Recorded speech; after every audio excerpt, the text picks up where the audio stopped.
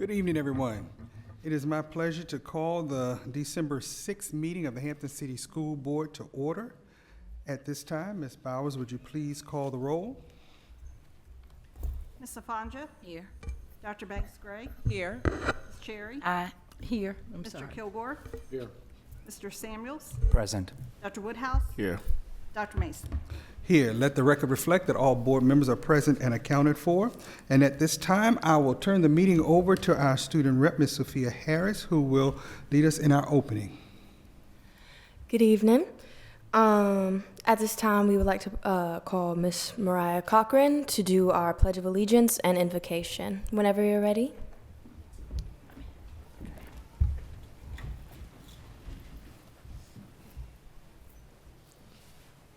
I pledge allegiance to the flag of the United States of America and to the republic for which it stands, one nation, under God, indivisible, with liberty and justice for all.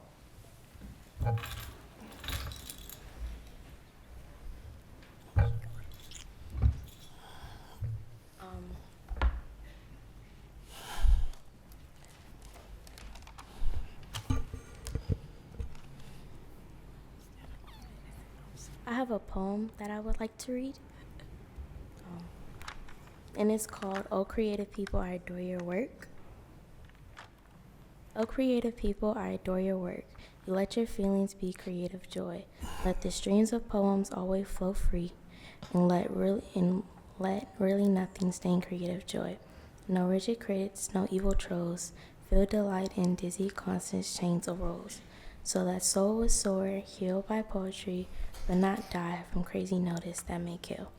O creative people, flying into your essence, so free and beauteous, a bit a translation. Move from yesterday's past to the present tense. Love creativity even when nonsense. When you are creative, you flourish the truth. Out of loneliness when the mouth flew. To the light, so let him fly to happiness, to the joy, horizons that have no ends.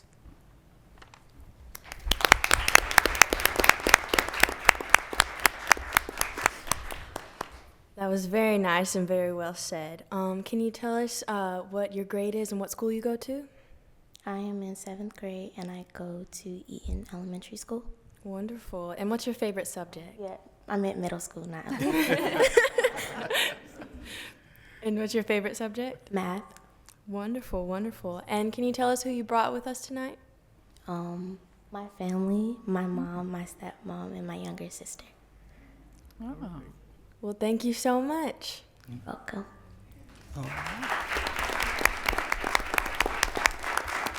Thank you so much. Mariah, I'm going to ask your family to stand up to be recognized, all right?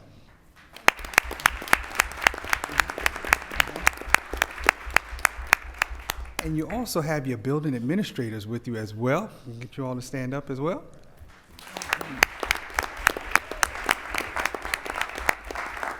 And thank you all for joining us tonight and sharing Mariah with us. It's our pleasure to have you all here. Any comments from board members? All right, and thank you, Sophia. All right, so moving along, we are going to have a special treat. We have a musical selection tonight by the Aberdeen Elementary School Chorus. So at this time, I will turn it over to them and allow you to enjoy some of the sounds of the season.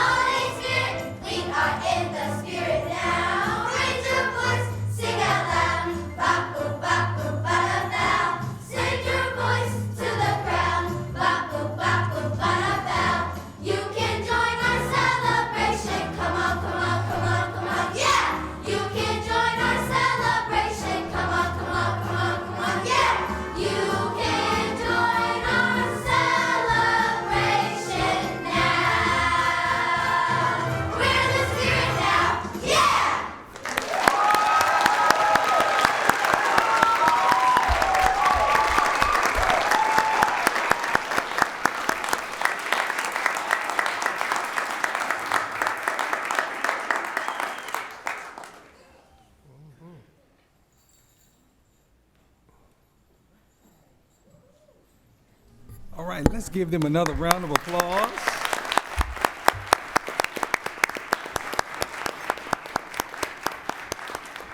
And we also have their principal with us, Dr. Suggs. So thank you for being here with us tonight, and thank you for all the work you're doing over at Aberdeen. Any comments from board members? What about the parents? And the parents? Oh, yes, the parents. Where are the parents of our songbirds? Where? And we have some Aberdeen teachers here as well. Where are our teachers from Aberdeen?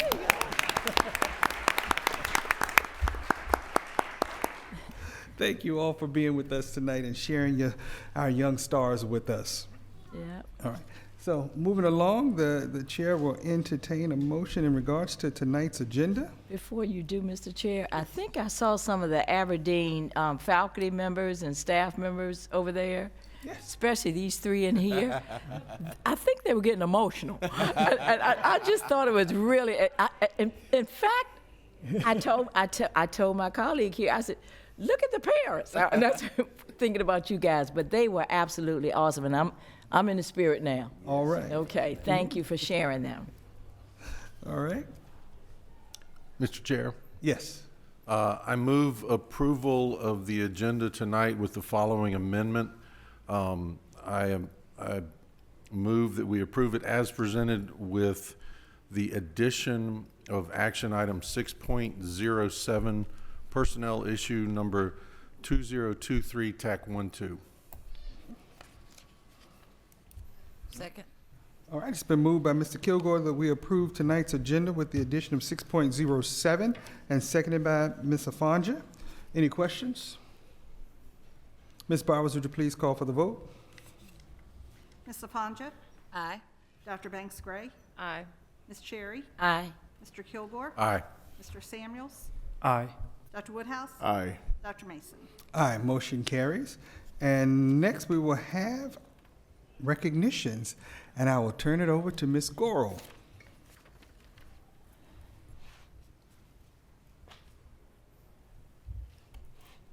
Right. Well, good evening, and thank you, Chairman Dr. Mason, Vice Chair Dr. Banks Gray, members of the school board, Superintendent Dr. Haynes, and members of our Hampton City Schools family. At this time, Mr. Samuels, would you please proceed to the microphone for tonight's recognitions?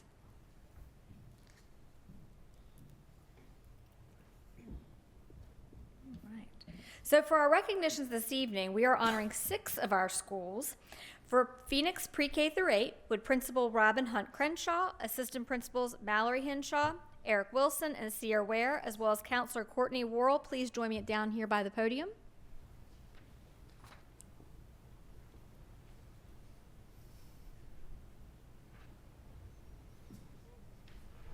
That's okay. You want to come this way? She's excited. No. Come on down. All right, and then would Principal Bryn Sear of Langley Elementary join me at the podium? As well as for Smith Elementary, we've got Principal Michael Blunt and Assistant Principal Caitlin Orsborn. If they would join us down by the podium. From Sims Middle School, I believe we have Principal Dr. Patrina Jenkins and Assistant Principals Maurice Horton, Andrew Perry, and Ogling Touloute. I almost said that wrong, but I do know it is Touloute. If you would join me down by the podium. For Cooper Elementary, we have Principal Tracy Albia and Teacher Nicole Byer-Nonde. And then last but not least, from H&N Elementary, would Principal Mario Barkley and Assistant Principal Sandra Taylor please join me at the podium. You can stand right here and we'll go this way.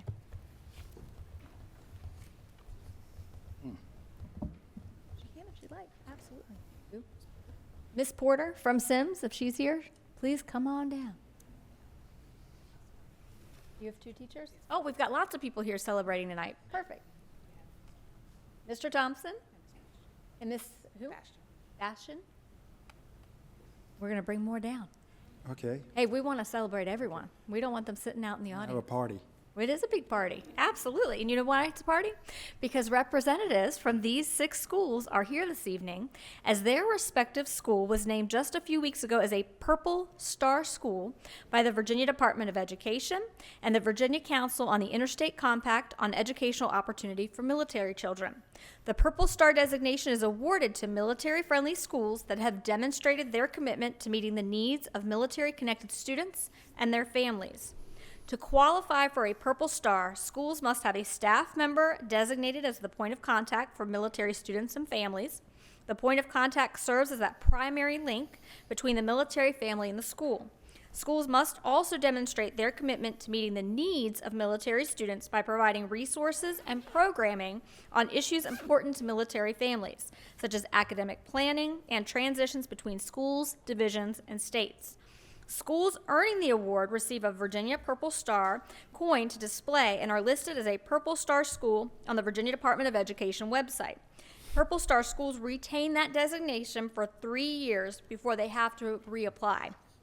This is the 6th year that VDOE has designated Purple Star schools for the Commonwealth of Virginia, and since 2018, VDOE and the Council have provided 569 awards to deserving schools across the state.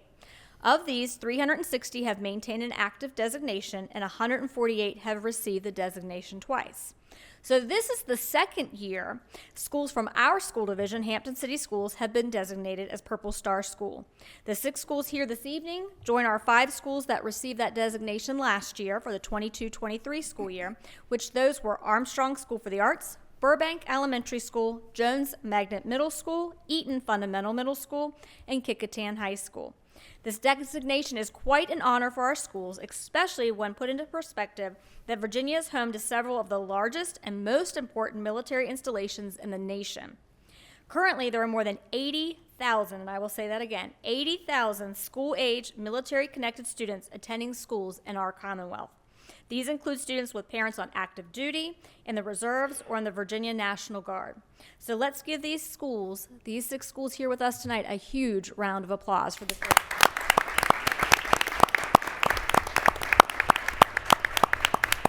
I know we've got quite a crowd down here. Would you like to call them up once at a time, or everybody up on stage at once? Once at a time. Once at a time. We'll Yes. do that. We've Would you got a please large join me group. on stage to be recognized so we can present a certificate and banner to each school and to get a photo of the school representatives. And Mr. Samuels, if you don't mind if I cut in, we actually had an error on the certificates. I apologize for that. I'll take that responsibility. So if you would pass those certificates to Ms. Bowers, we're going to give the certificates to them at the school. We've got the banners tonight. Oh, good. I was going to overlook that. No mistakes are allowed. Not on a certificate. At least I can just read that. You can read You can it. read Yes. that. And then they will present it at a later date, hopefully Correct. tomorrow. I am going to recognize each school one at a time with Ms. Hunt Crenshaw and those joining you from Phoenix Pre-K 8. Please step forward on behalf of our chair, Dr. Mason, the Hampton School Board, and Superintendent Dr. Haynes. Please accept this certificate of recognition for this outstanding recognition. And the certificate reads, although I'm not going to present it to you, it will be presented later. Certificate of Achievement from the Hampton City School Board. Congratulations.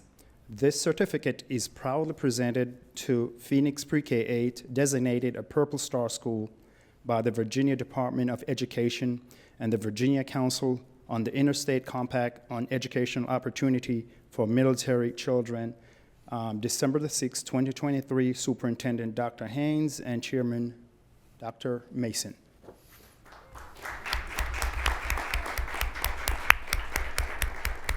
Awesome. And then I would like to present you this banner. Which those are correct. Yes, sir. Designation. All right. A Purple Star. Purple Star. Perfect. Thank you. That's great. Congratulations.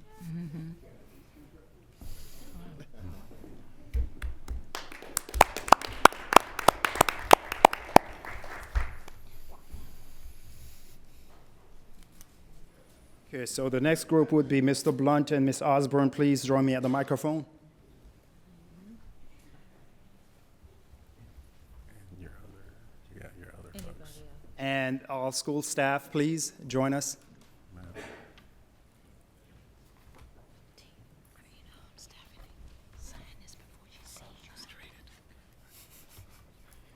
On behalf of our chair, Dr. Mason, the Hampton School Board, and Superintendent Dr. Haynes, please accept the certificate of recognition for this outstanding recognition.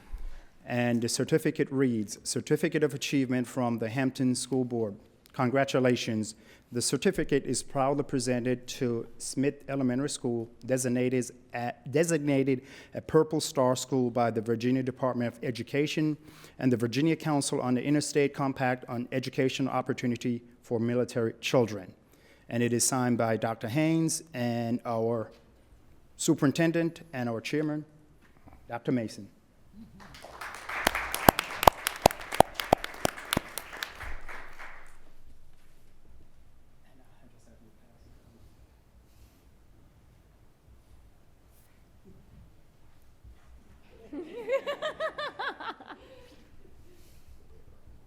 All right, again, purple star.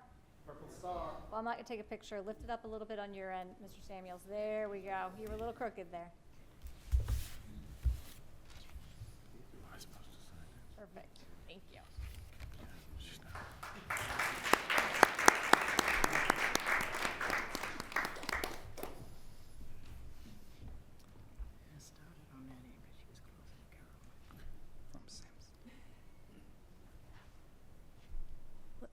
You jumped too far down in your script. Look up.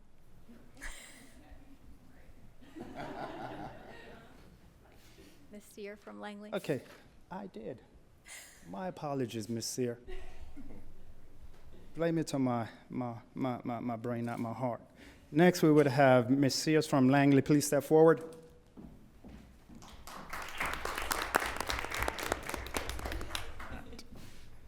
On behalf of our chair, Dr. Mason, the Hampton School Board, and Superintendent Dr. Haynes, please accept the certificate of recognition for this outstanding recognition. And once again, it reads, Certificate of Achievement from Hampton City School Board, congratulations. This certificate is proudly presented to Langley Elementary School, designated a Purple Star School by the Virginia Department of Education and the Virginia Council on the Interstate Compact on Educational Opportunities for Military Children, December the 6th, 2023, signed by our Superintendent, Dr. Haynes, and our Chairman, Dr. Richard Mason.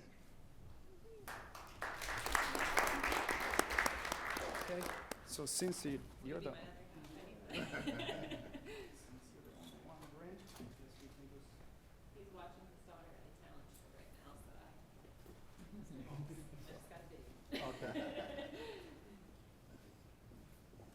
we go. Perfect.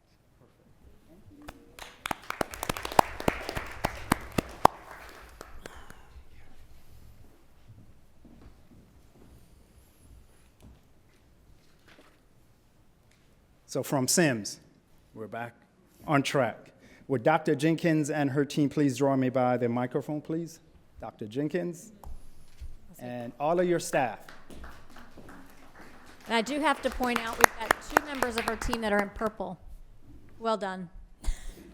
On behalf of our chair, Dr. Mason, the Hampton School Board, and Superintendent Dr. Haynes, please accept the certificate of recognition for this outstanding recognition. And it reads, Certificate of Achievement from Hampton City School Board, congratulations. The certificate is proudly presented to Sims Middle School, designated a Purple Star School by the Virginia Department of Education and the Virginia Council on the Interstate Compact on Educational Opportunity for Military Children, December the 6th, 2023. And it has the signature of our Superintendent, Dr. Haynes, and our School Board Chair, Dr. Mason. And since we have such a large group,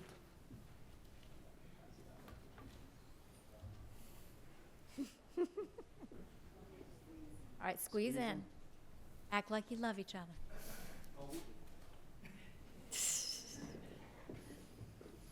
All right, look this way. Smile. Ooh, hold on a moment. My camera's decided. There we go. Perfect. Thank you.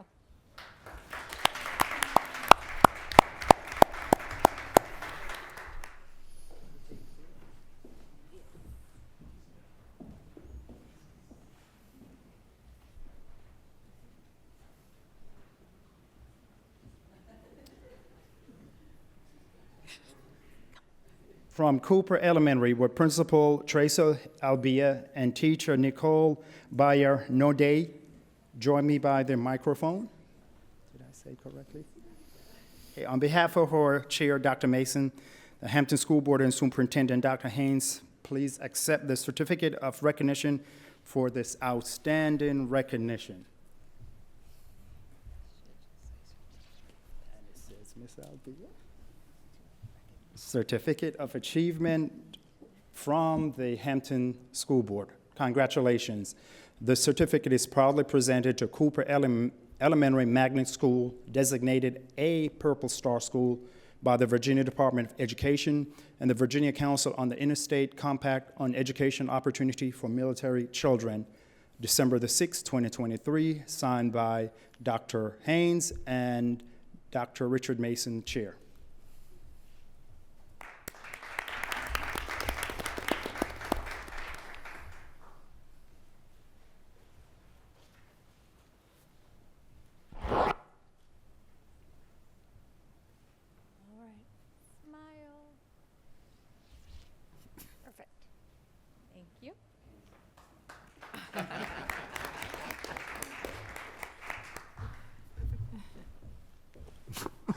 And we saved Mr. Barkley and Miss Taylor Velasquez are both in purple. They're both. And lastly, from Machen Elementary School, Mr. Barkley and Ms. Taylor, on behalf of our Chair, Dr. Mason, the Hampton School Board and Superintendent, Dr. Haynes, please accept the certificate of recognition for this outstanding recognition. Certificate of Achievement from the Hampton City School. Congratulations. This certificate is proudly presented to Machen Elementary School, designated a Purple Star School by the Virginia Department of Education and the Virginia Council on the Interstate Compact and Education Opportunity for Military Children, December the 6th, 2023, signed by our Superintendent, Dr. Haynes, and our Chairman, Dr. Mason.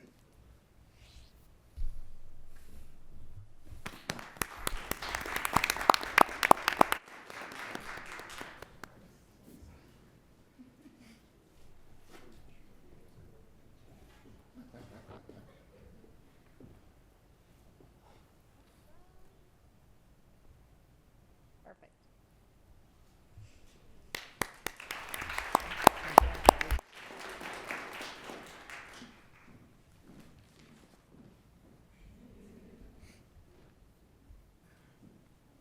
And so they all have returned to their seats. They have. Okay. We would like to recognize Ms. Jen Oliver, the Division's Director of Community and Government Relations, and her work in collaboration with our military-connected families. She is unable to be with us tonight, but let's give her a big round of applause. Also at this time, if there are any staff members, school administrators, or guests in our audience tonight who are here supporting these schools, please stand to be recognized. I think everybody should stand again because what a recognition.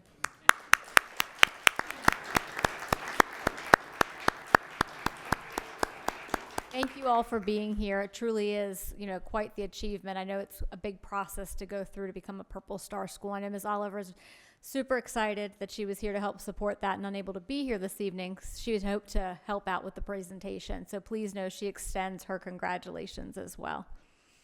And that's Thank you, Ms. Cora. All right, and Chair Mason, that does conclude our recognition this evening. Okay, thank you so much, but that's not all. We have a couple of other things we want to take care of tonight, so I'm going to come around to the front for just a minute.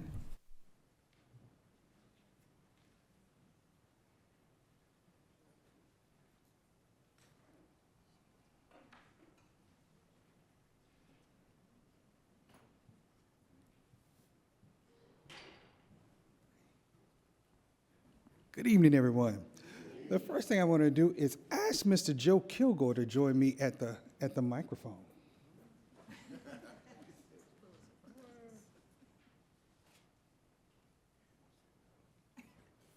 He didn't know about this. He thought I was going to do something else.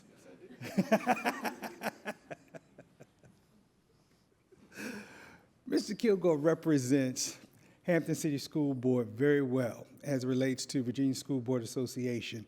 He serves as our delegate to the Assembly as they sit down and look at legislative issues that relates to school divisions across the country, and we make recommendations. And Mr. Kilgore has done an excellent job representing Hampton City School Board as our delegate to that assembly. And so we do have a certificate tonight that's presented by the Virginia School Board Association to Joseph Kilgore for serving as a delegate for the 2023 VSBA Delegate Assembly. So thank you very much, Mr. Kilgore. All right.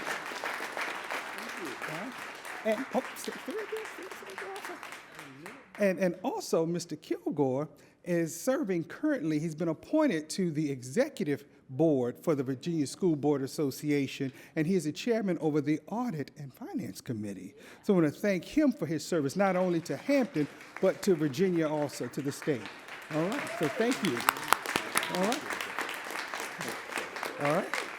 Okay. And next, I'm going to ask all of the board members to join me at the mic.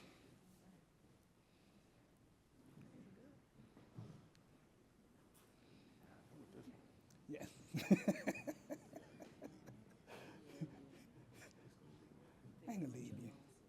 I ain't gonna leave you. And I'm going to ask Dr. Haynes to join us as well.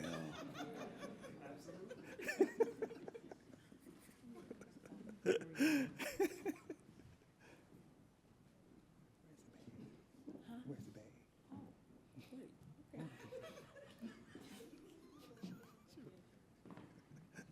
It takes a lot to keep this group together and to keep this machine rolling along as a board. And we are very fortunate to have someone who really is the brainchild behind doing all of that, because it is truly not easy working with this cast of characters. But we are very blessed and fortunate to have Ms. Carolyn Bowers serve as our board clerk. So Ms. Bowers, would you please join us at the mic also?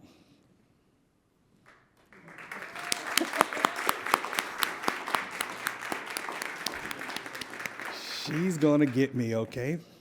All right, if I go missing, y'all look at Ms. Bowers first, okay? But come around this side, Ms. Bowers. Get close to those people. All right. Yes. But we want to say thank you. We want to say thank you for all that you have done and that you do for this board, keeping us together with our monthly meetings, the work sessions, and travel. A lot of stuff goes on behind the scenes that you all just don't see. And it's truly rewarding to be able to know that these things are taken care of with fidelity, with ease, and she really makes our job so much more easier as a board. And tonight is going to be her last night as our clerk because she is retiring as our clerk. And so we want to say thank you so much for all that you do and celebrate you for being our person who keeps us together. Now, I don't know who's going to be the lucky person to fill these shoes, but we'll break you in, trust me, all right? But we're thankful that you'll be around, just for a little bit longer to help bring that person on board. And so as you set sail, we want to give you a token of appreciation to help you in your many travels along the way. So we want to give you this. And then also present you with this.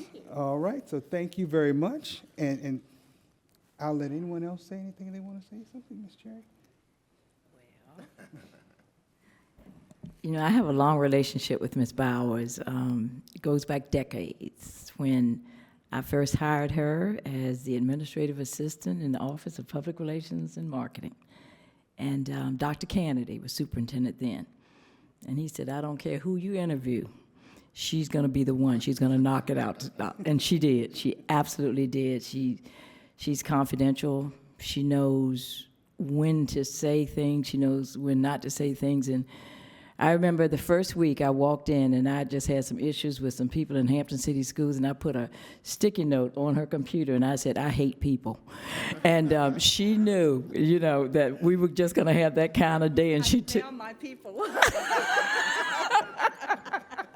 She did. But one thing we know is Miss Bowers loved to travel. She loves Rico's too, but she loves to travel. So we know that she and her friends will be hitting the road. So that's why this board felt it was important to help you on your journey. But we just want to say that we all wish you the best because you are the very best. So thank you. Can we take a picture? Can we do a picture? Yes. Okay. Got it? We know you're going to miss planning cube for us. Yeah, that one's my favorite. Why don't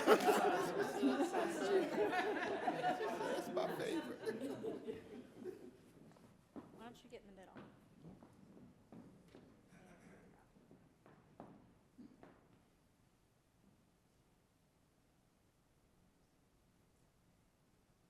Hey, clerk.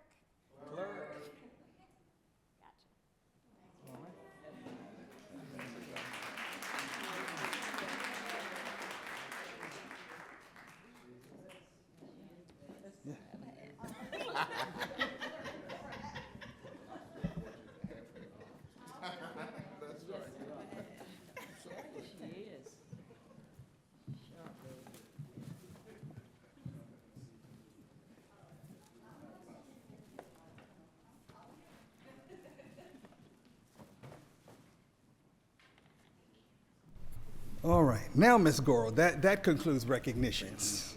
All right. And I do want to acknowledge Ms. Bowers. She has a family with us tonight. You all stand.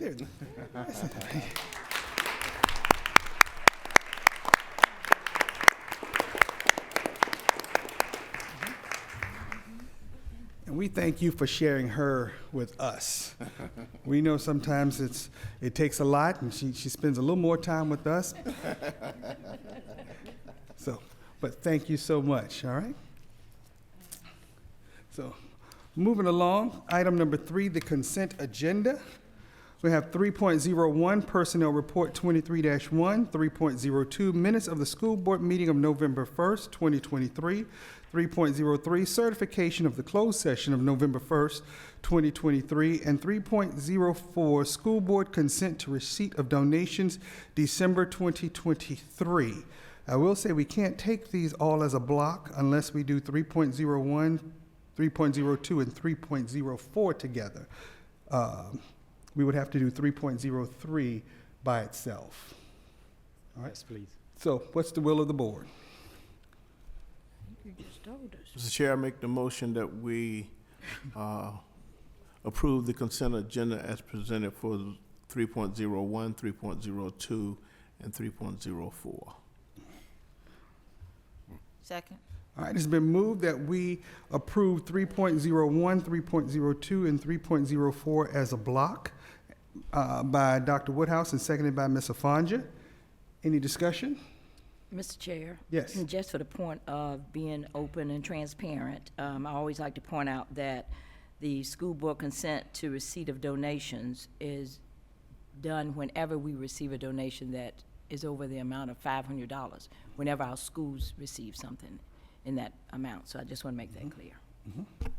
Any other discussion? Ms. Bowers, would you please call for the vote?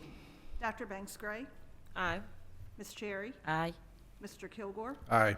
Mr. Samuels, Aye. Dr. Woodhouse, Aye. Ms. Afanja, Aye. Dr. Mason.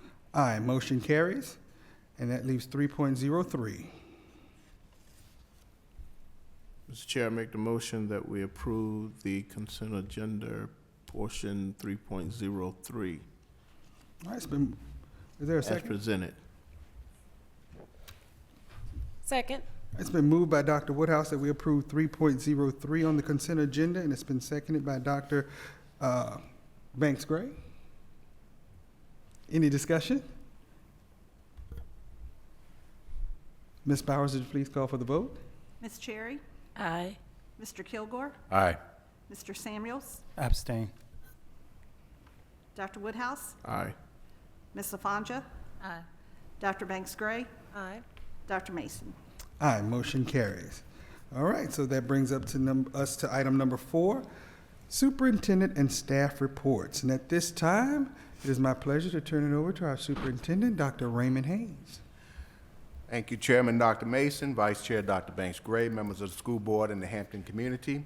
Under our mantra of one community, one transformation, we will present tonight on early literacy updates. So for our first board presentation this evening, Dr. James T. Harris, Chief Academic Officer, and Dr. Stacia Barreau, Chief of Elementary School Leadership and Federal Programs, will provide an update on the division's early literacy focus and updates on the professional learning plan to support the Virginia Literacy Act. They will be joined by Ms. Sherry Drake, our elementary curriculum leader for language arts. Dr. Harris. Good evening, Chair Mason, Vice Chair Banks Gray, members of the Hampton School Board, Dr. Haynes, and the Hampton community. We are excited tonight to bring you updates on early literacy. In 2022, the General Assembly passed the Virginia Literacy Act, or we call it the VLA. This is a multi-year effort to ensure that schools in Virginia are using approved curriculum and resources that support evidence-based literacy instruction. You will hear 2 words tonight throughout this presentation: explicit and systematic. And this is a major theme of the VLA. As you can see, the plan is to ensure that by next school year, every student in grades K through 3 receives core literacy instruction with evidence-based practices and interventions. Additionally, the VLA outlines that students not meeting specific benchmarks they receive an individualized student reading plan. A core component of the VLA seeks to ensure that families have access to online resources to support their child's literacy development and the development of their child's reading plan. Additionally, proper training on evidence-based practices with ongoing support is a critical component for our teachers. One of the most important elements of the VLA is the fact that assessments drive instruction, and that we are using these assessments to provide the appropriate supports and interventions. As a division, with this in mind, we have started to embed evidence-based practices into the curriculum, working to provide intentional training and supports to teachers, administrators, and staff. And I think this is very important to note that we are ahead of the state's implementation timeline because we recognize that this approach with the science of reading and or evidence-based practice was the most important element in terms of literacy development for our students. So with that in mind, I would like to turn this presentation over to Ms. Sherry Drake, who is our elementary language arts curriculum leader, who will provide a specific update on the intentional, explicit, and systematic support, planning, and resources relative to early literacy, but also our continued implementation of the Virginia Literacy Act.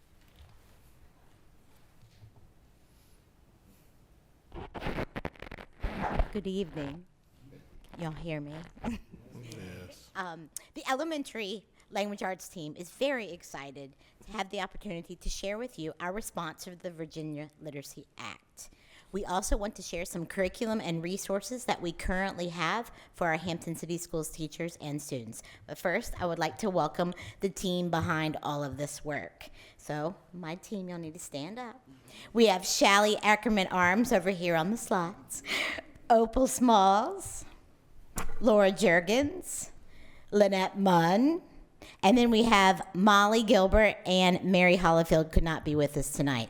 I want to thank this team personally. They are the most amazing educators I have ever had the opportunity in my 26 years of Hampton City Schools to work with. They do the heavy lifting so that we can support our children and essentially grow our students as literacy leaders. So thank you to you all. So we're very excited. Last year, when we found out a lot about the Virginia Literacy Act, we got together in the summer and said, you know, we know that full implementation needs to happen 24-25. But like we always do in Hampton City Schools, we're always ahead of the game. So we decided in our office, we're not going to wait. We're going to go ahead and put all of the elements that will be required into our curriculum and resources way ahead of when it's actually required. Because we know that when we know better, we do better, right? So we're going to go through, you're going to pretend you're going through the life of a first grade teacher, and you all are the students. So this is our curriculum that is all new, updated this year, not just K3, but we went big K5. So some of the elements that you all will see, we're going to talk a little bit about them. I'll try not to go too deep in the weeds because that's what we do. Some of the elements that we have to include because of the Literacy Act is very explicit phonological awareness. We're going to talk about that. Explicit and intentional phonics, fluency, vocabulary, comprehension, and of course, writing and grammar. So when we have been learning, a few years ago with Dr. Cito, she started the initiative of training several of our kindergarten, first grade teachers and our literacy leaders in a program, actually letters training. And it's about a year long, and it's a college course, and we've all been through it. Our teachers are finally actually wrapping up our 4th year, kindergarten, first grade, and literacy leaders in that science of reading. The state next year will require you to either have letters training or a course that they're providing. So we're very excited that we have a lot of teachers and literacy staff and us that have already done it and gone through it. So everything we learned from that, we put into our curriculum. So, y'all ready? Buckle up. Here we go. So, we have about 75 to 85 minutes in K5 instruction for whole group. So we decided, and this has been happening before, to really do that heavy lifting and provide that instruction for the teachers, saving them their weekends and their life because we know they have to still plan for small group instruction, math, science, and social studies. So this is all prepared for them.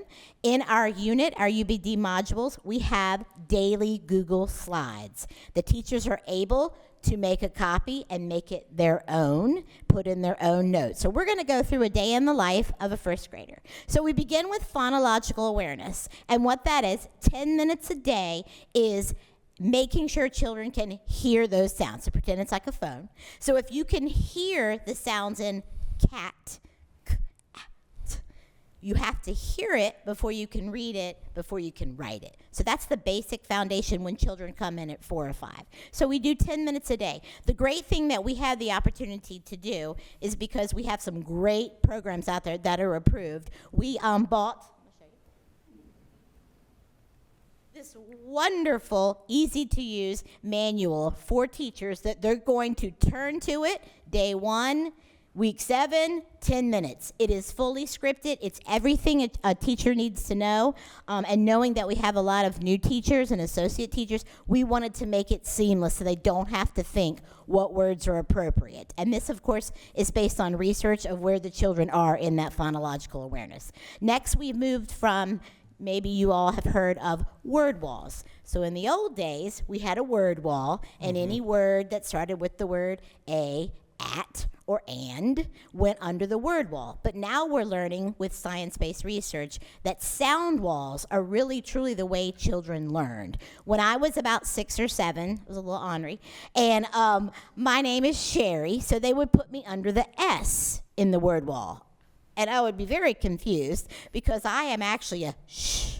I should go under the sh sound. So now we have sound walls. And instead of learning 26 alphabet letters, there are actually 44 sounds in the English language. So now every day, kindergarten, first grade, and literacy leaders have sound wall instruction. They have it up like bulletin boards, and they're able to travel to the little bulletin board as a field trip and teach the children when you say your tongue comes out, your mouth moves, all of that. So it's very explicit and direct. So next we move into, you can skip this one, our read-alouds. This is the best thing about being a teacher, reading stories to our children. We know at an early age, reading to our children fluently and really giving them that perfect model is where it's at for them to understand. And we also know that when you read a story, it doesn't matter what level it is because children can understand orally better than they can. So we front load with vocabulary words. We don't guess. We give it to them. We set a purpose for before reading. This example is we're going through fiction. We have some examples. All of this is done for the teachers. They do not have to make lesson plans again. We always add a little hook, a little video for what we're talking about, characters. And then we always end and wrap it up with after reading. So this is an example. Now, this is the big part, the big chunk of our early reading, K1. We know that children, we cannot hope or have them guess how to read. We have to explicitly teach them how to read. 80% of children need instruction, explicit instruction, how to read. You'll have your 15, 20 that just come out knowing how to read, but that's very rare. And so the other part that struggles with reading are the ones that need tier 2 intervention. We also have added influency. This is, can you say the words, speak the full sentences so that it makes sense when you're reading. So we have gone through and put previously taught skills. These are things that they've already discussed from the last week. And then we roll right into our phonics instruction. So for example, we're going to teach blends. Blends are, for example, your BL, your CL, your SL. It's like a peanut butter sandwich, peanut butter and jelly sandwich. Your B and your L still say B, they're still peanut butter and jelly, and they come together and they make that sound. So we go through a series of information on your blends. And then we do explicit instruction. We're going to show this one. Remember, it's from October. So you would have f, l, a, p, blend it together, flap. And then we go through a series of these, so we can skip all of these. The other thing is I want to talk about why she's skipping those. In the notes section on the bottom of every one of these slides, we have notes for the teacher. Vocabulary words, how to teach it, where to find it, all the guesswork. They do not have to guess. They just read the notes, and then they're very successful. So as you can see, we do a lot of this, and these are a feature of phonics. And then we roll into our shared reading. Whatever we taught in phonics is what we teach in our shared reading. So if you have learned blah and cl and sla, then the story you read are all of those same elements. The other thing we teach, and we're going to see Laura and Mary in a moment in a video library, but we teach heart words. And heart words are, when we were little, they were sight words. And you just had to know how to say them to save your brain power so you could comprehend. So we have a list of sight words that will be in our text. It's quite a lot. And this is just day one. Day one. But we have 80 minutes. And then you have a decodable text. Decodable means the children are able to read it 80%. And then as you can see, LL we had, and then Cliff is their CL. And this is another example.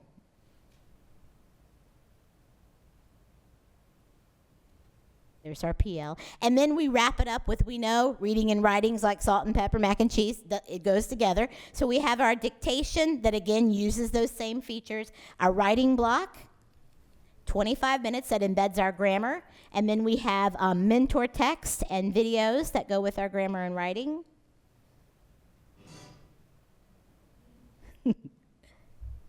Keep on going. And then every student in kindergarten, really first, second, and third grade, has a journal and a manuscript and a cursive writing handbook for second and third grade. So they have these journals in their desks. And that is a little bit about the day in the life of a first grade teacher and children. So y'all did really good. The second thing we made on the previous slide is, we won't go through it, we'll just show it to you. We made a handbook. This is a lot. Elementary teaching reading is a big lift. So we made a handbook of everything you'll ever need to know and where you can find it. So this is our new and improved. We have one-stop shop because we know principals do not have time to try to figure out where everything is. So that's one-stop shop. And then we've also created a video library. Anytime we go in with the principals and do instructional walks and we see that teachers are really struggling, we make a video. So I'm going to show you a 1-minute video. This is Laura teaching heart words.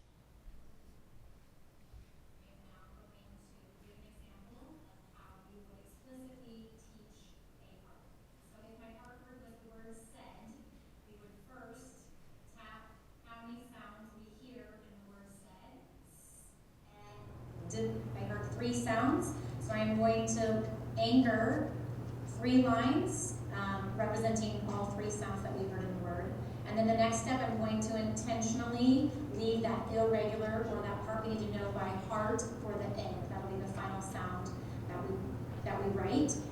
So what do we hear in the beginning of said? We hear a S, and we know S represents the sound, so I'm going to write an S on the first line. And I'm now intentionally going to go to the end. What's the final sound I heard in said? Said. I heard a D at the end, so I'm going to write a D because I know that I write a D when I hear D. And now what do I hear in the middle of ed? I heard an E, and usually we write an E that represents that short E sound. But in this word, this is going to be the tricky part, or the part you need to know by heart. In this word, it's actually an AI that makes the E sound in this word. And I'm going to write a little heart above it, and that's the part that we have to know by heart. So, since Laura and our team has been making these videos, they're kind of like celebrities, and every time we go into schools, they're like, I watch your videos. So, as you can see, it's very explicit. That's what the science of reading is about. You have to systematically teach. You can't just hope they can look at it and memorize it. Reading doesn't work with memorization. So, those are our resources. We want to talk about our human resources. We are very fortunate to have a plethora of amazing educators that work to support this work because we know teachers cannot do it alone. So we have 20 reading specialist positions, 10 literacy support elementary positions, 13 reading interventionists, a kindergarten IA in every kindergarten classroom, and very excited to say out of 47 positions, ERIAs, we have 46 filled this year. Big change. When I first got this position, we had like 12 to 14 openings. And so we appreciate you all really helping us make those ERAs part-time. We have several that are full-time, and they do that heavy lifting with kindergarten, first, second, and third grade students that are ID in the Phonological Awareness Literacy Screener PALS that Dr. Bro is going to talk about in a little bit. So we appreciate our human resources. So besides our curriculum, our resources, our people, we also have a lot of training because we know that you cannot learn this. A lot of our teachers do not learn this in school. I didn't. We didn't. Sometimes I just learned things last year after 26 years. So I wanted to just show you guys, since July, we have been like on tour, our team. We're very excited that we have had, one thing I want to highlight, 249 teachers came to our 7 sessions of small group. That is very humbling, and it's just exciting because that is our tier 1 instruction, and then we go again into the schools and do more instruction because we know one and done doesn't work. So we're always doing a lot of instruction, and then we always ask for feedback on our curriculum, feedback on our resources. We can only be as good as the people in the field and boots on the ground are. So that's a little bit about kind of what we do, and now we're going to talk. Dr. Barreau is going to share how we support our administrators and a little bit about our data. Thank you. And you would probably think there would not be much left to say after Ms. Drake, but again, we certainly cannot underscore the importance of literacy. It does show up in our Hampton City Schools strategic plan as a clearly identified goal to increase literacy for students, and we know that work begins as soon as they enter our doors in Hampton City Schools. Dr. Harris started off by sharing an overview of the Virginia Literacy Act, and in his summary, he mentioned some specific stakeholders in their work involved with the lifting with the Virginia Literacy Act. You remember he called classroom teachers, reading specialists, parents, and students. But what was noticeably absent was the stakeholder that is the quintessential instructional leader of the school, and that is the building principal. And so here in Hampton City Schools, now I'm certain that, you know, the work of the building leader is implied, and perhaps there's more information forthcoming from the VDOE on that. But here in Hampton City Schools, we are intentional about what that work looks like for our school leaders. You cannot be an elementary administrator without being a literacy leader. And while they spend some of their copious spare time earning Purple Star Awards, most of their day is spent being an instructional leader of their building. That is just an absolute imperative. It's one of those non-negotiables. They may not come to us as instructional leaders in literacy, but that evolution is non-negotiable. So as Chief of Elementary School Leadership, I just wanted to share what that work looks like in their day-to-day world and how we collaborate with the ELA department to make sure that we are being deliberate and intentional and equipping our leaders with the skill sets they need to inspect what we expect. We have monthly collaborative learning team meetings on a monthly basis with our elementary principals, and during this time, we talk about problems of practice. We use that as an opportunity to have professional development for our principals, and we also, come together to talk about some of the things that are being faced in our schools. Every month, there is a standing agenda item for Ms. Drake and her team to come and provide professional development training for elementary principals. Last month, for example, she and her team came and they provided a really in-depth training on small group lesson plans that align with the new model. They talked about those plans, they talked about resources, some of the look-fors that principals should have on their radar when they are visiting classrooms. And we unpacked one of the exemplars in terms of lesson plans, and then we looked at one that needed some growth and development. And really having those courageous, in-depth conversations is a way that we build capacity for our elementary school principals. And that's particularly helpful because elementary principals have to check lesson plans. Now, Ms. Drake just told you, we do all the heavy lifting for you. We front-load it, but we do expect principals to do some of that work and monitor and inspect those things. The other practice that we use, which I think yields a high amount of value, is our instructional walks. These are collaborative learning walks, and they are scheduled in advance with school administrators. They consist of Mrs. Drake and/or a member of her team, teacher specialist who's assigned to that school, myself, Mr. Perry, or Mr. Stone. And what we do is we schedule a time block in each of the schools, and we say we're going to visit kindergarten and first grade. We go during their ELA block. We go into the classrooms, we are looking at the instruction the teacher is providing, we're looking at the instructional materials students are using. We can even pull up in the RTI database, the student, and make sure there's a match between the instructional materials that they have before them and what is in the database for them. So all of that information is at our fingertips. The powerful part of that is we debrief after those meetings. We're capturing areas of glow, areas to grow, feedback that we want the teacher to have, and then next steps. And so we debrief on that information, come to consensus, and then it's up to the principal to share that information with the teacher. Now, the next time the principal goes into the classroom, we're probably not going to be there. We've got 22 schools and we're running our gamut. But this is not a gotcha. This is a way to help teachers grow. Again, inspecting what we're expecting and help teachers build that capacity. Two optional things that occurred are the summer boot camp. Ms. Drake mentioned when the VLA, she had weekly sessions during the month of July. Principals made a decision. They elected to spend their time to come and get that information in advance. She shared information on the VLA updates, the curriculum pieces, and also the monthly coffee and questions.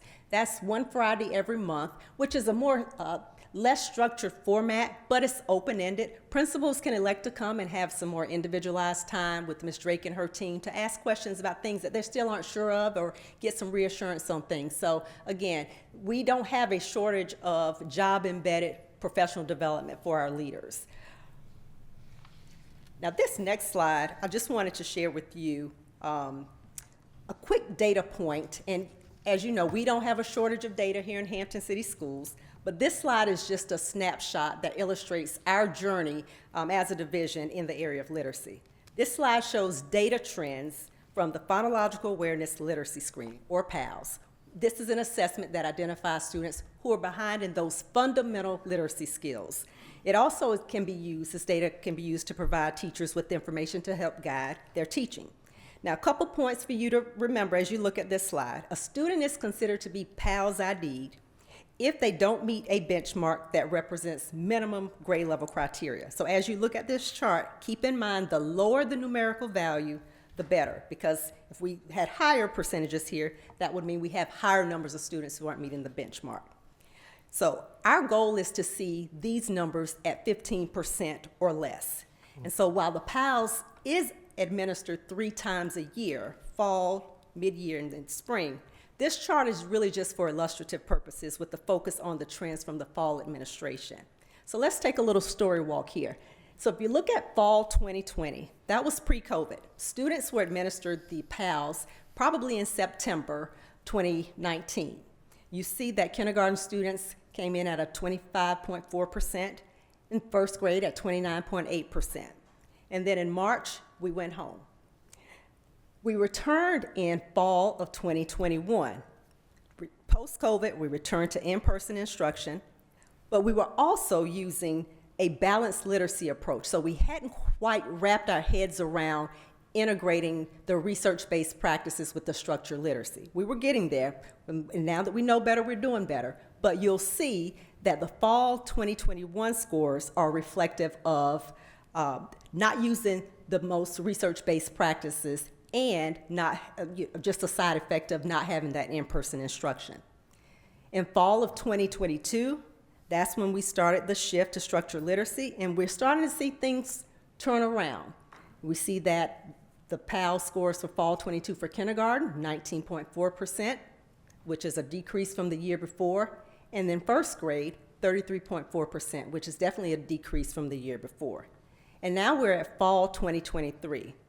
We have our lowest percentage of PALS ID students in grades KM1 for the fall for the first time since 2020, and that is a celebration. There are a couple of caveats I want to mention. Kindergarten is where we see the most substantial decreases, and also the assessment is administered in September, but so this is not necessarily a particular testament to the instruction that's being provided in the kindergarten classroom, okay? So we don't take credit for that. But what we will say is there are 599 kindergarten students right now who attended a Hampton City Schools preschool program, and they use structured literacy. So we know that the earlier we intervene, the better. And so we are starting to see a turnaround there. So it speaks volumes for that. The biggest takeaway that I wanted to share is that we are confident and we're so excited that we're headed in the right direction with this. And again, this is just a snippet just for the sake of this brief conversation, but we look forward to seeing more positive outcomes for our early learners and bringing that information back to share. I'm going to turn it back over to Ms. Drake to close us out. Thank you all so much. I wanted to part with you all while you're thinking of any questions or comments, but I know last time that we were here, y'all were a little upset because we took the books away from you guys that we let you see. So we made you some swag bags, and I can already see some of us have the Shine sticker on their computer. So in our department, we really do believe in shining for everyone in Hampton City Schools, because we believe if we really can strengthen, offer that hope, inspire, nurture, and encourage all of our stakeholders that teach our children, the children will be successful. And that is really our mission. We have all been teachers in Hampton City Schools. We believe in it. We know we can get there. So you all are getting wonderful little swag bags. I want to show you some things that are in it that are upcoming, so I'm super excited. In your bag, you guys will see some examples of, we had a Kroger book fair. Actually, it was a giveaway from the Virginia Education Foundation in March at Kroger on Mercury. We gave away 15,000 books. We had so many community. It was like a huge party for like 12 hours. We all had to take Advil the next day. We were exhausted, but it was so amazing. We had daycares and churches and community members. So we're going to do that again. We also are doing our Hampton Reads One book, and I'll show you those. We're going to do 2 books. We're getting a little wild in the language arts department. We have a kindergarten. Y'all are the first ones seeing this. Kindergarten, 2nd grade. We'll read Lark Holds the Key. It's a little bit lower on the reading level. And then Ways to Make Sunshine for grades 3 through 5. So this will happen the month of March, and then the rest are some examples of some of the curriculum that's been vetted for the next year's information. So we'll pass them out to you guys, and then let us know if you have any comments or questions. Thank you so much. Any questions or comments from board members? Thank you very much. Ms. Afanja? Get my bag first. Thank you. All right. Thank you, Mr. Chair.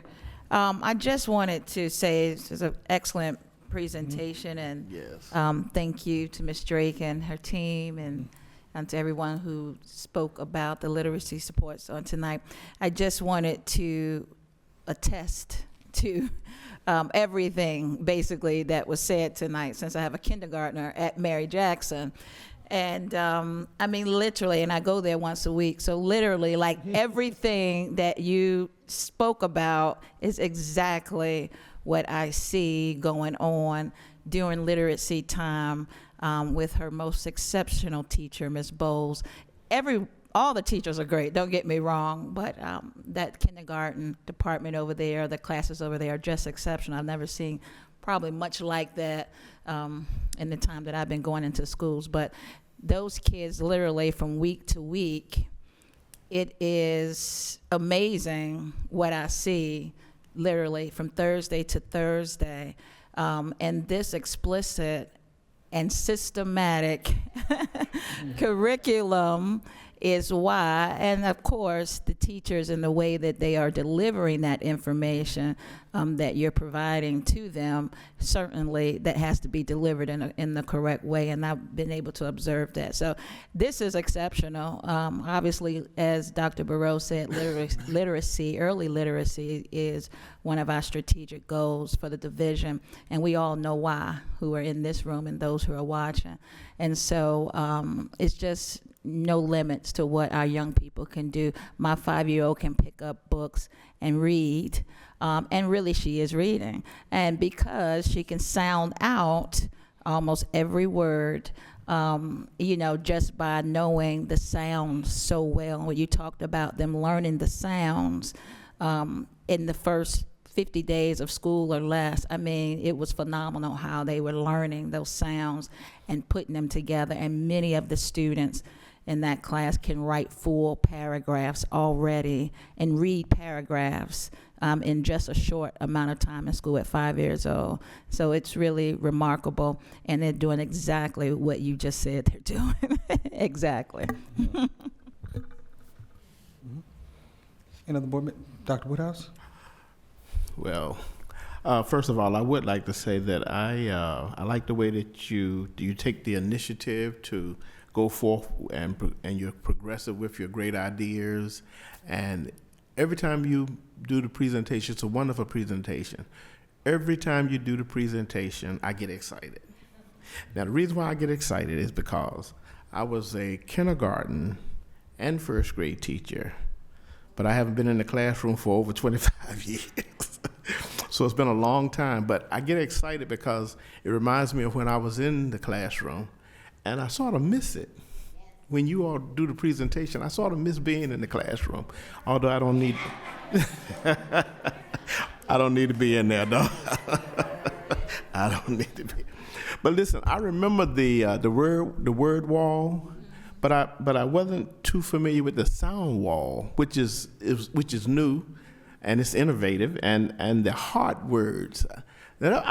So I wanted to know a little bit more about that as you were, doing your presentation. But you don't have to tell me about it now. You can get with me later. I do want to ask this question, though. Do you have a lot of outside people coming in to read to the young people, to the kindergartners and the first graders?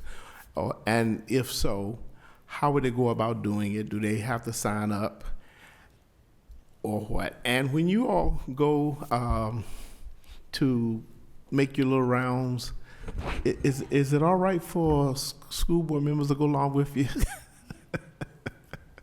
Sir, when we make our little rounds, we certainly can invite you. If there's a particular school that you're interested in doing an instructional walk with, we can certainly invite you along for that. All right, I appreciate it. I can tell you some schools I'm interested in. Okay, let's talk. But what about the outside, interactive from the public with reading and coming to the schools and, signing up? How would that be done? So we have a new volunteer process here in Hampton City Schools. Okay. So all volunteers have to be vetted through Human Resources. We do have some of that still going on. Okay. We have to get the background checks, and we're being very consistent with that. Mm-hmm. And so if someone wants to come and read to a class, their teacher might make a suggestion for a book to be read so that all students are able to understand and comprehend it. But I think that's pretty open-ended, but we certainly invite folks in to read to our students. They love a good story, so. Okay. So do they contact the school's staff, the school board office, or do they contact the school itself? The process is online, but you can certainly have them Online, to the okay. school. Yes, sir. Okay. It's online. Good. Thank you. You're welcome. All right. On the board, Ms. Cherry? Yes, thank you, Mr. Chair. This is so exciting for so many reasons, and I'm not going to ask you a lot of questions, Dr. Barrow, but I will say that I was really excited when you said we must inspect what you expect. I wrote that down because I think that's critical. I also looked at, although you were going pretty fast as you were trying to just go through this presentation, but I've got to tell you, Sherry, Ms. Drake, I've got to tell you that when you threw up the comments, especially from the small group training, okay, one caught my eye, and it was a comment, and it was pretty lengthy, but that person said, I have no questions at all. I'm going to try it myself, and if I have trouble, I'm going to reach out to you. What that said to me in I have no questions is that you all covered that content so well, and that's exceptional, that that person, male, I don't know if it was he or she, had no comments. But then that person went on to say, I'm going to try it myself. So that said to me, you not only covered the content, you inspired them to want to do this. And then that third comment that says, if I have trouble, I'm going to reach out. That speaks to the fact that they know you are there for support. And I think those three elements themselves are the reason, or just some of the reasons, why your approach to early literacy is working so well. Because when you sit back and think about it, teaching somebody to read is hard. That's difficult. I remember when I was in college, I had a good friend, and whenever I didn't like a subject, I'd tell her, I can't do this. And I remember she saying, Aunt, if you can read, you can do anything. If you can read, you can understand anything. But think about someone who can't read, because the inverse is the truth as well. You know, I watch a lot of Gunsmoke, and I saw Doc try to teach Festus how to read. You know, he won't admit he can't read. But I was like, how is he going to do that? It's hard to teach somebody. Those are words. It's not like trying to teach somebody the days of the week. That's memorization. Or teaching somebody what the planets are. That's memorization. But when you have to read, so my hat is off to all these people over here who stood up. You are an exciting team, and you are making changes for our babies, and I appreciate it. Thank you so much, really. Other board members, Mr. Samuels? Thank you, Chairman Mason. Pretty much, Dr. Barrow answered my question as it relates to the PALS assessment score for the 2023 school year. And it is also attributed to the intentional work that we're doing with centers such as PEAK, Moulton Early Childhood Center.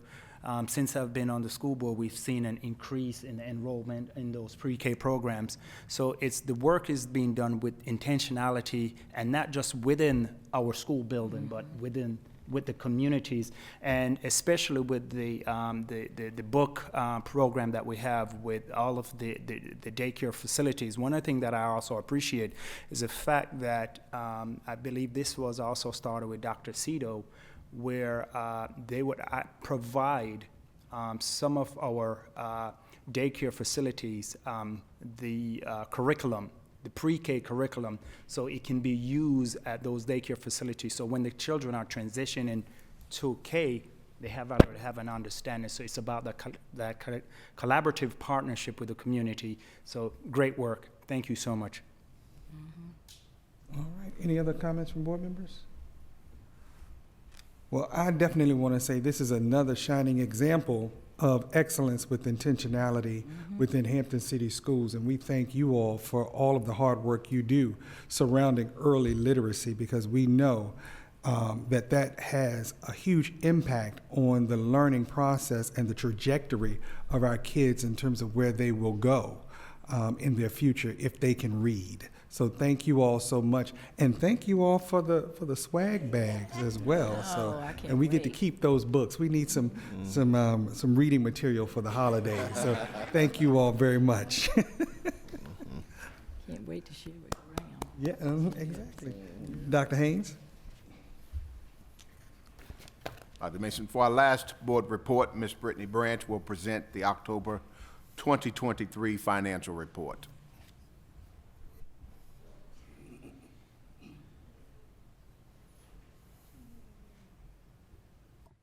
Good evening, Chair Mason, Vice Chair Banks Gray. Can you all hear me? Yes. Can't hear myself. School board members, Dr. Haynes and the Hampton community. Tonight I am presenting the monthly operating report for October 2023. At the end of October, our revenues totaled approximately $60 million. This is about 13% lower when higher than compared to the previous fiscal year, with that difference being attributed to the timing of our local governing body payment. Our cumulative expenditures and encumbrances total $100 million. This was about 18% higher than prior year of October 2022. That difference was really just driven by the number of encumbrances. We're just trying to make more effort of getting funds encumbered sooner in the fiscal year as compared to last year. And then also for the 2024 budget in total, it is based on a March average daily membership of 19,036. We did submit our fall membership report, and that student count was 18,897. So that is a difference or decrease of about 139. So we are expecting there to be an impact on our state funding. Naturally, there should be a decrease, but we will not know exactly what that impact is until we get the reforecast later on this month. But the good thing about Hampton City Schools and our finances, we make sure to put safeguards within our budget through contingency, making sure that for any state funds not spent the prior year, we address any revenue shortfalls. So when we do have that number, we will analyze that further to make sure that our protocols that we do have in place will protect the division as we go forward through the rest of the school year. And then, as always, in the report, you have a list of transfers to and from the technology classification for the October 2023 month. And that completes tonight's report. Okay. Thank you very much. Any questions from board members or comments? All right. Thank you very much, Mr. Chairman Mason, that concludes the superintendent's reports. All right. Moving along with the agenda, that brings us to item number 5, deliberation. We have 5.01, school board resolution for the support of military connected children and families. 5.02, revision of school board policy IIBD, school library services. 5.03, revision of school board policy IJD, college and career readiness. 5.04, revision of school board policy IKF, the Virginia Assessment Program and graduation requirements. 5.05, revision of school board policy LI, relations with educational accreditation agencies. 5.06, revision of school board policy JFCI, student drug abuse. 5.07, revision of school board policy JHC, student health services and requirements. 5.08, revision of school board policy JHCA, physical examination of students. 5.09, revision of school board policy JHCB, student immunizations.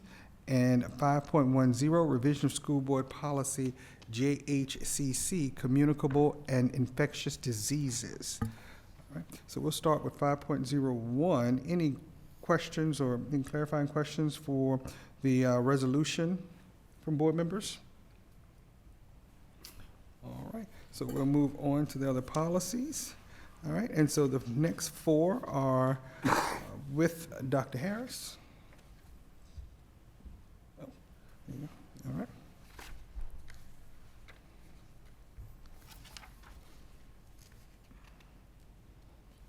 Just want to see if we have Any clarifying questions or anything from board members in regards to these policies for Dr. Harris? All right, hearing none. Thank you, Dr. Harris.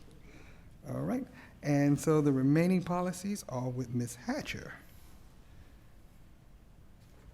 All right, any clarifying questions or anything from Ms. Hatcher? Any comments? Mr. Samuel? Yeah, Chairman Mason, in reference to policy JFCI, the student drug abuse policy, and I would like to bring to your attention that I have a concern regarding the language in the proposed policy as it relates to the controlled substance.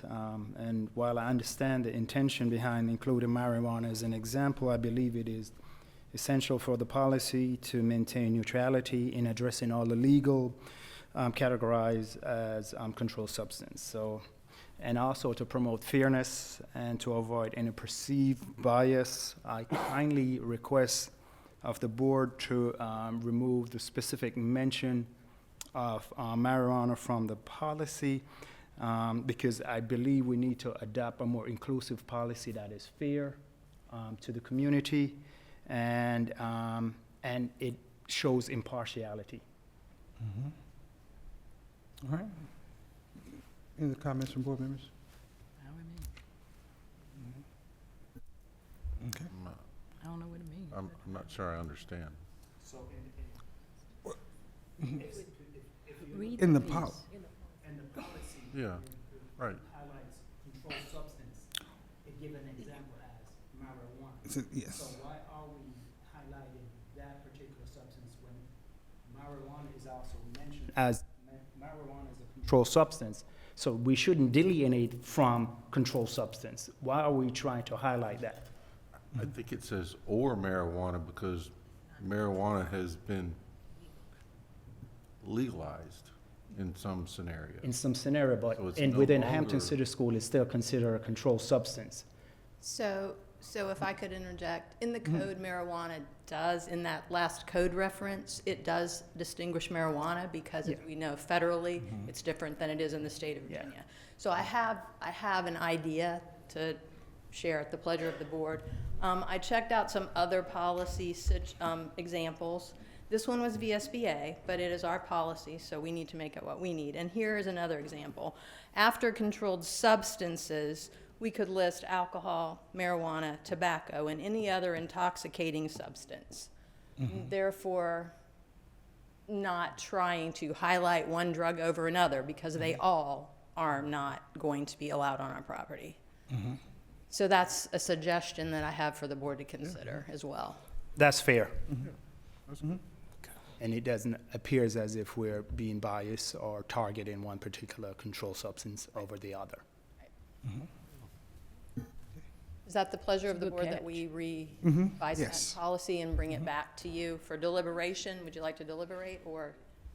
I say we can go ahead and make that change. Okay. And we can verify that the change has been made, and we can still move this policy to action for the next meeting. Okay? All right? Can I just clarify? Yes. I just want to clarify, we're saying that we're wording it that way because marijuana is not a controlled substance. In Virginia. Right, so that's why we're wording it that way because marijuana is not a controlled substance. And I guess in my suggestion, yes, alcohol, drugs still prohibited on our property. Outside of controls, I mean, and in addition to controlled substances. Okay. I mean, you see what I'm saying? I see do. the way it's worded in the policy suggests to me it was worded that way because by law, marijuana is not a controlled substance. So it's saying controlled substances and then it's Or marijuana. marijuana. But I think alcohol could be added as well as, you know, like you're saying, all of those. So controlled substances in these also. Because you can even take it further. You can also include fentanyl. You can opioids. You can all oxycodone. You can include all of that. Right, if you look in the code and look at the schedule of drugs, there are many Right. listed. Uncontrolled ones, alcohol, tobacco, marijuana. Yeah, so if we can just make that change, I think that would be good, and then we can just go ahead and move, like I said, move that to action for the next meeting. Okay? Sufficient. Any Thank other you, Ms. Hatcher. I questions? appreciate it so much. All right, any other questions about the remaining policies? Comments? Okay, all right. Thank you very much, Ms. Hatcher. All right. Item number 6, which is items for action. 6.01, revision of school board policy EB, emergency response plan. 6.02, revision of school board policy ECAB, report of vandalism. 6.03, revision of school board policy EBB, threat assessments. 6.04, revision of school board policy DA, management of funds. 6.05, revision of school board policy DB, annual budget. 6.06, revision of school board policy JN, student fees, fines, and charges. And 6.07, personnel issue 2023-12. Mr. Chair, I move approval of the policies as a block. That'd be action item 6.01 through 6.06. Second.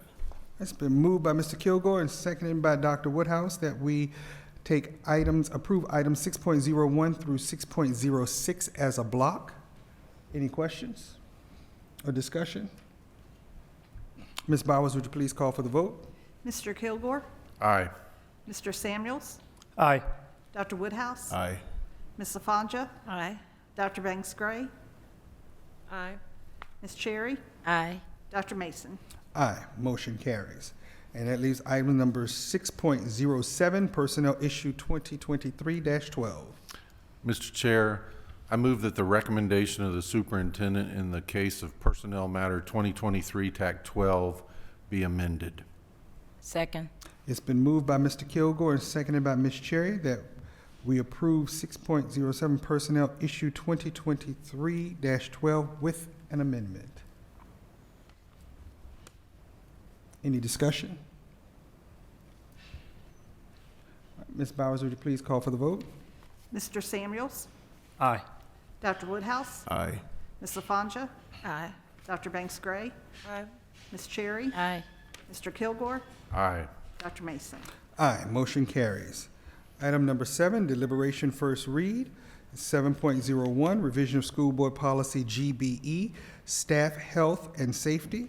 7.02, revision of school board policy GC, instructional staff licensure. 7.03, revision of school board policy GCBB, athletic extracurricular supplements. 7.04, revision of school board policy GCBDC, personal leave. 7.05, revision of school board policy GCDA, effect of criminal conviction. 7.06, revision of school board policy GCL, professional staff development.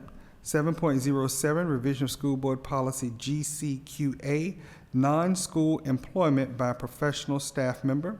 7.08, review of school board policy GCQAB, compensation for off-site services. And 7.09, revision of school board policy KQ, commercial, promotional, and corporate sponsorships and partnerships. And all of them except for the last one is with Ms. Ruth, but we have Joy Brown with us tonight. So I will turn it over to Ms. Brown. Good evening, Chair Mason, Vice Chair Banks Gray, members of the school board, and Dr. Haynes. I'm presenting all the policy on first read tonight, all the policies, including the last one. Oh, yeah, that's right. For the first policy, GBE. For this policy, the title of the medical provider is being updated from family nurse practitioner to advanced practice registered nurse. That's the only change for that. Next policy, GC. The superintendent can extend a 3-year provisional teaching license. So there was a minor change in language from the original 3-year license to during the original 3-year provisional license that such teacher was actually employed and received a filed performance evaluation. So that was a change there. Next policy, GCBB. There was a title change from executive director to chief.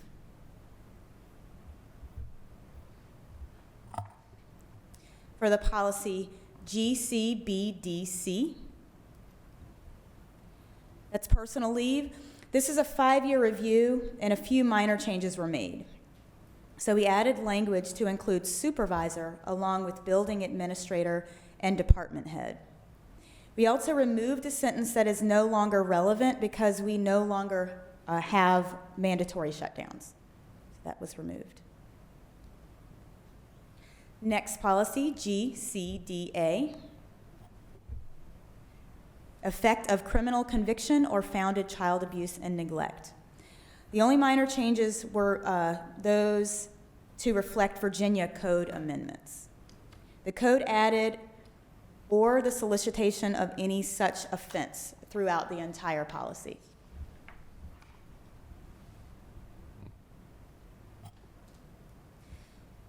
Let's see. Next policy is GCL, professional staff development.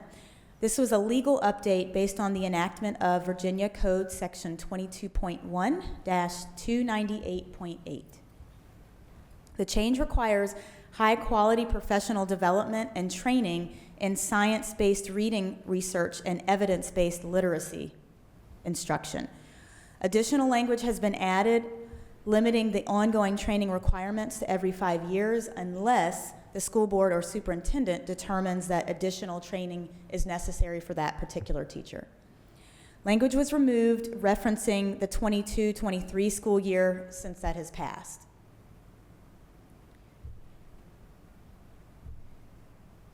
Next policy is GCQA, and this is simply a 5-year review with no recommended changes. Last policy that Ms. Ruth has is GCQAB, and this is also a 5-year review with no recommended changes. Any questions?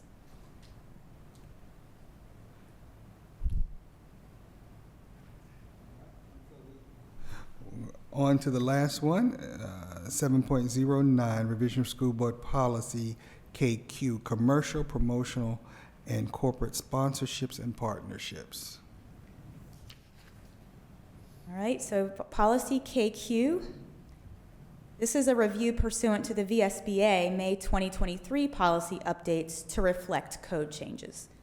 So, no substantive changes on this. Any questions?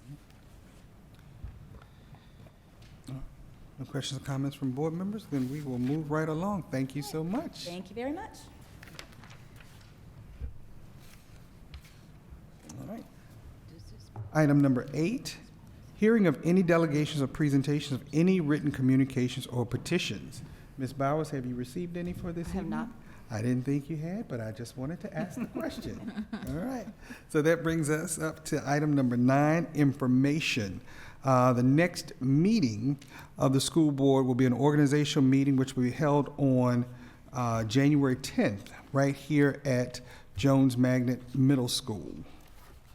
All right, 9.02, other information. I will start with you, Mr. Superintendent. Thank you, Dr. Mason. Hampton City Schools is once again partnering with the City of Hampton to offer the Learn to Swim program to all second grade students beginning January 2024. Students in second grade will receive 5 consecutive sessions or lessons at the Hampton, Virginia Aquaplex. The lessons will be in small groups of 3 to 5 students with instructors from the Coast Guard Blue Dolphins.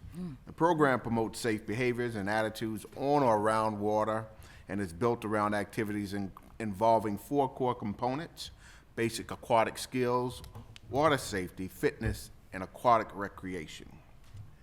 The Community Priorities Workshop welcomed 115 attendees that represented a cross-section of our community members, partners from post-secondary institutions, city leaders, joint-based Langley Eustis, nonprofit organizations, as well as real estate agents, students, parents, and HCS members spent the evening discussing a variety of topics as one mechanism for driving continuous improvement efforts. Teams gathered input regarding signature experiences associated with the Academies of Hampton Master Plan 2.0 through the lens of community-connected learning. Next steps include reviewing the data and sharing an executive summary with the school board and community members during January 2024. That concludes my additional information, Chairman Mason. All right, thank you so much. Any other comments or information from board members? Ms. Cherry? If I may, thank you so much, Mr. Chair. You know, I just want to share something with the board because it impacts Hampton City Schools. You know, if you want to know what somebody really feels about you or your organization, don't tell them who you are. Yesterday, after meeting with the superintendent and Dr. Caggiano, I had some errands to run, so I ended up in the Langley Square Shopping Center. And I saw your place, Carolyn, Rico's. So I said, I'm going to go in there and just get a slice of pizza to take home or to eat on the drive home. And this man came in and he ordered something. And if any of you know, Rico's is small and they have such a good clientele. Sometimes when you order to go, you have to sit in one of the little booths. So I was sitting at a booth and the man came over and he said, ma'am, do you mind if I sit here with you while I wait on my order? And I said, no, not a problem. So he sat there, I sat here. And then he said, I hope they hurry up because I have to get back to my kids. And I said, oh, you have kids? And he said, yeah, they're at Kilgore Gifted Center. And I noticed he had the little security badge on him. And I said, oh, that's where you work? He said, yes, ma'am, I do. And I'd never seen somebody say that so proudly. And he went on to tell me that they were having a holiday little event. And he just wanted to grab something very quickly and get back to them. And I said, how do you like being at Kilgore? He said, I love it. And then he smiled and said, December 1 was my 1-year anniversary. And he said, I'm going to tell you something. The principal's name is Mr. Lawrence. Mm-hmm. He said, and he just is the coolest guy. I mean, he's not mean, but he's stern, and he's just a nice guy. He said, let me tell you. He went on to tell me what they did the first day of schools, and this is what he said. He said, when we got the children's schedule straight, see, he didn't say they. He said, we got the children's schedule straight, and the next day, we met and told them what the expectations were for the year. Mm-hmm. He said, so it's just a wonderful place to work, and I'm just so excited about it. And I said, well, that's good to know. So they called his order, which was very quick. And I said, well, very nice to meet you, and your name is, and he told me his name. I don't remember the whole name, but his first name was Calvin. Mm-hmm. And I said, okay. I said, I am Miss Cherry with the school board. He said, well, so nice to meet you and so glad to be on board. So, Mr. Lawrence, you need to know that people are saying good things about not only you, but the school at Kilgore Gift, and that translates into good stuff about Hampton City Schools. So I just wanted to share that. All right. Thank you so much, Ms. Cherry. Ms. Afonja? Thank you for sharing that, Ms. Ann. Thank you, Mr. Chair. Rico's is one of my favorites, too. I just wanted to mention this because I just don't remember it being mentioned, even though it was before the last meeting, the mental health wealth fair. Mm-hmm. And it may have been mentioned and I may have forgotten it. But it was a wonderful, wonderful, wonderful outcome. I mean, it was so many families that participated, that came to the convention center a couple of weeks back now. Halloween, the day before Halloween, I think mm-hmm. it was. Mm-hmm. But anyway, and so many community vendors that participated to provide our families with some much needed information around how to access mental health services so that our students and our teachers and our faculty and everyone who is associated with Hampton City Schools can experience mental wealth. Mm-hmm. And so I thought it was an exceptional program, even perhaps better than it was last year, if that could be possible. And so I just want to say kudos to the division and all of those who participated in putting that on. All right, thank you. Others? Mr. Samuels? Just one announcement that the Hampton City School Winter Concert Series started this week. Mm-hmm. So I'm so excited to start filling up my calendar this week and next week to be at all of the winter concerts and the guitar ensemble at Kickerton and so forth. So looking forward to seeing the community at our schools this week and next week. All right, all right. And no one else? Okay. I will go ahead and wrap up and first say that this coming Saturday, our Phoebus Phantoms will head off to Lynchburg to win another state championship. I said win another state championship. So let us go out and support the Phoebus Phantoms as they head off to Lynchburg. No, it's in Lynchburg, Virginia. They'll be playing at Liberty University in Lynchburg, Virginia, not in Virginia Beach, Miss Cherry. All right? Again, I want to say congratulations to Mr. Kilgore on his appointment to the executive board for VSBA. It's definitely an honor for him, but also an honor for Hampton City Schools in the respect that he has within the VSBA community. Also, congratulations to Sophia and welcome as our school board liaison. And I think you survived your first meeting with us, huh? And our other rep is Mr. Jonathan Jackson, so you can share with him the experience so he can be prepared the next time, all right? And then also, just from each of our families here on this board, we want to wish each and every one of you out there, the Hampton community, and especially our Hampton City Schools family, a safe and happy holidays, and we look forward to seeing you all right back here again in January. All right, and so with no other business to be brought before this board, I declare this meeting adjourned.